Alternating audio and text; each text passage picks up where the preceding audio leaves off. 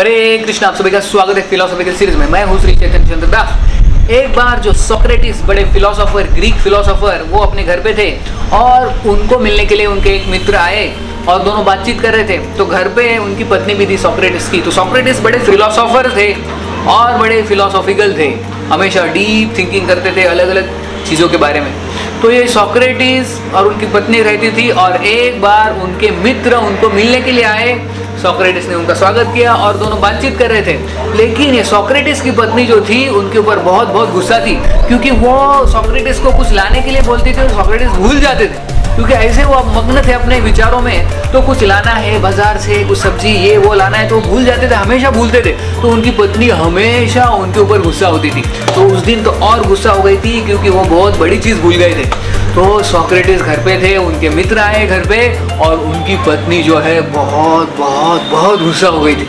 तो सोक्रेटिस और उनके मित्र दोनों बातचीत कर रहे थे, फिलोसॉफिकल चर्चा कर रहे थे अलग अलग चीज़ों के ऊपर। और उनकी जो पत्नी है ऊपर से गैलरी से जाती है और बहुत गुस्सा होके बोलती है, सोक्रेटिस को भला बुरा कहती है, जोर जोर से चिल्लाती है। तो ये मित्र सोचते हैं कि क्या हो रहा है, उनकी पत्नी इतना गुस्सा क्यों है।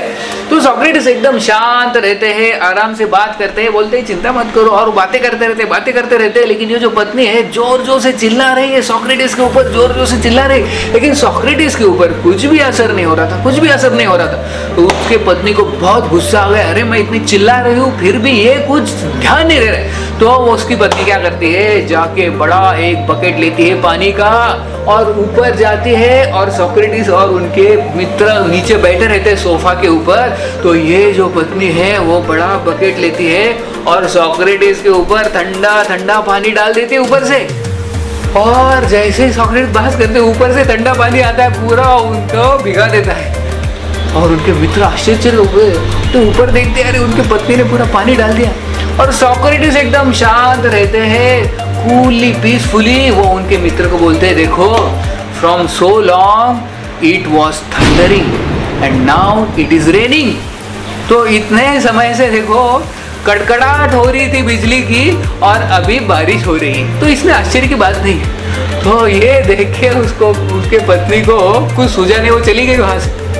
तो इस कथा से, ये एक्चुअली ट्रू स्टोरी है, तो सोक्रेटिस बता रहे हैं कि कैसे जो पति पत्नी के बीच में कोई संबंध होता है, कभी झगड़ा होता है, कभी फ्रिक्शन होता है, तो वो ज़्यादा सीरियसली लेना नहीं चाहिए। एकदम शांति से, पीसफुली से हमें हमारे प्रॉब्लम्स को सुलझाना चाहिए। सोक्रेटिस से हम ये सीख सकते हैं। बहुत धन्यवाद। हरे कृष्ण।